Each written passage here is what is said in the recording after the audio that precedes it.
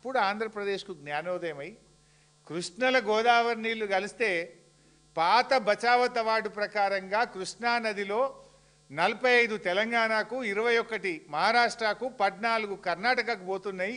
ఇప్పుడు ఈ 240 తీసుకపోతే కూడా అదే రేషియోలో వాళ్ళకి హక్కు దొరుకుతుంది.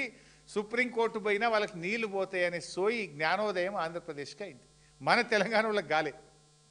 కాక ఏమంటారు, ఇది బనకచెర్ల ఆగిపోయిందని సంకల్ గుద్దుకొని ఇది మా విజయమే అన్నాడు Uttam Kumar Reddy.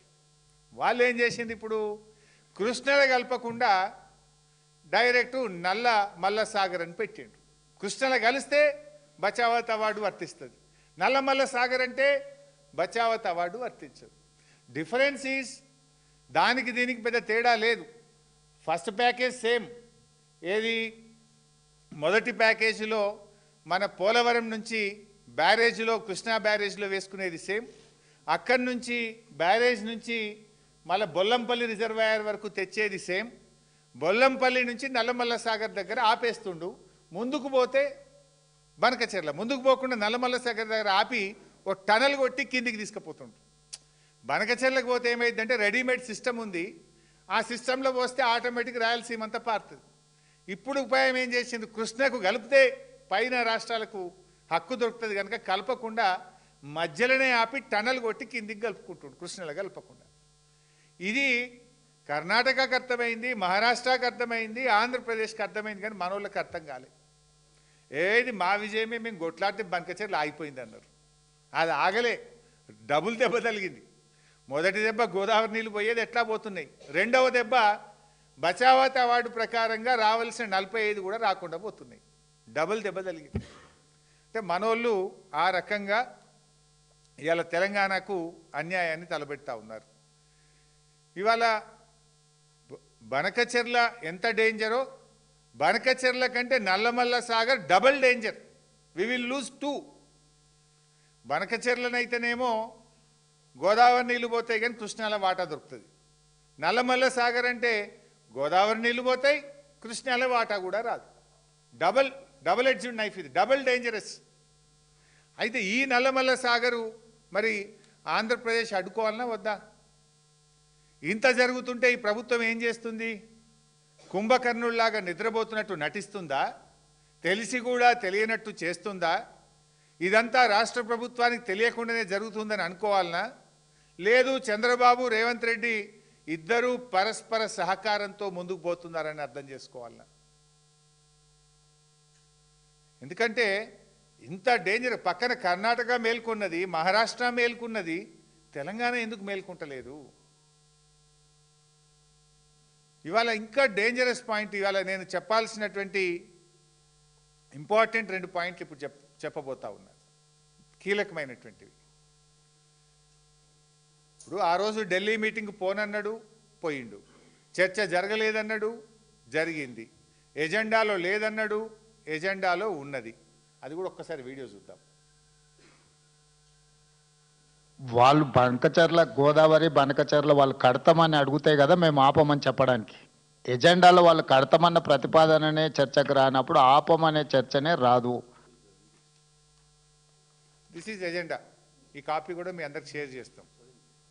ఎజెండాలో agenda point submitted by Andhra Pradesh number 1 Godavari Banakacherla link project. ఇంత స్పష్టంగా ఎజెండాలో ఫస్ట్ పాయింటే గోదావరి బనకచెర్ల. ఎంత పచ్చి అబద్ధం రేవంత్ రెడ్డి మాట్లాడిండో మీరు చూసిండ్రు. నెక్స్ట్.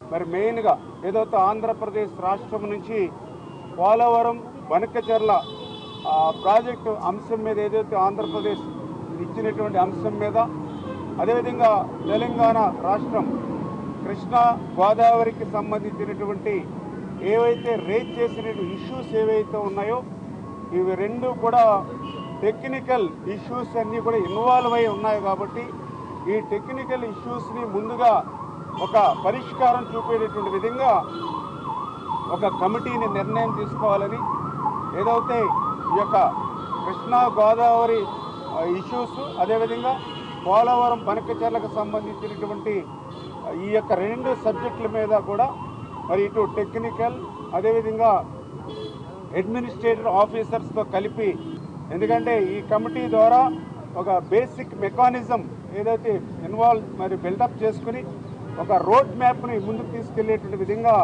ఈ యొక్క టెక్నికల్ అదేవిధంగా అడ్మినిస్ట్రేషన్ ఆఫీసర్స్తో కలిపేసేటువంటి కమిటీ కూడా పెద్ద కాలయాపన లేకుండా రేపు మండే లోపుగానే ఈ కమిటీని కూడా ఏర్పాటు చేసుకుని ముందుకెళ్లాలని చెప్పేసి కూడా నిర్ణయం తీసుకోవడం జరిగింది.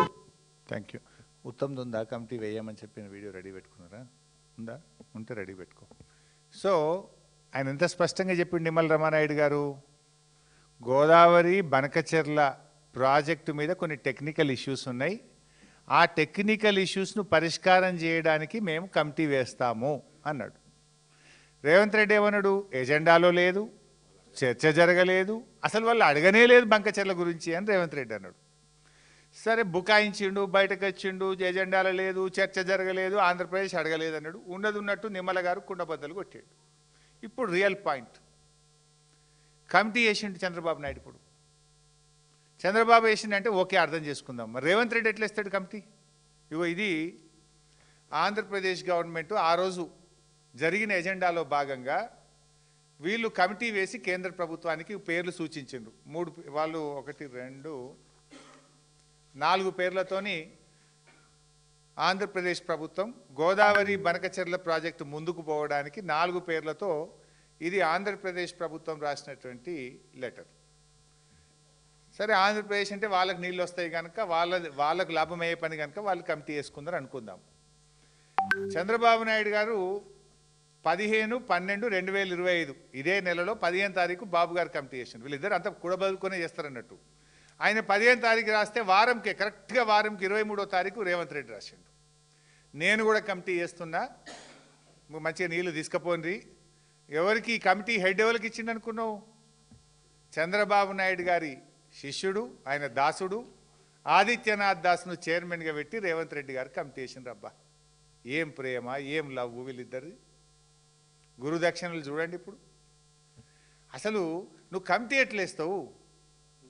అసలు నువ్వు గోదావరి బనకచెర్ల నీళ్లు తీసుకుపోవడానికి నువ్వు కమిటీని ఏ రకంగా ఒప్పుకుంటావు అని నేను అడుగుతా ఉన్నా. కమిటీ వేయడమే ఒక తప్పు అయితే ఆ కమిటీకి ఆదిత్యనాథ్ దాస్ను హెడ్గా పెడుతూ రేవంత్ రెడ్డి గారు చంద్రబాబు సూచించిన వ్యక్తితోనే ఇస్తాడు. ఈ కమిటీలో 7 నేషన్లు, ఇలా 3 ఆంధ్ర వాసన వాళ్ళే ఉన్నారు.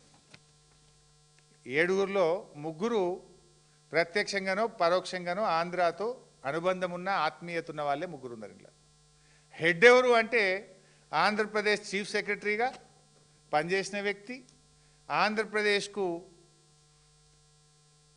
జలవనరుల శాఖ కార్యదర్శిగా అత్యధిక కాలం పనిచేసినటువంటి వ్యక్తిని ఆదిత్యనాథ్ దాస్ను ఈరోజు కమిటీకి హెడ్గా పెడుతూ రేవంత్ రెడ్డి గారు కమిటీ వేసిండ్రు.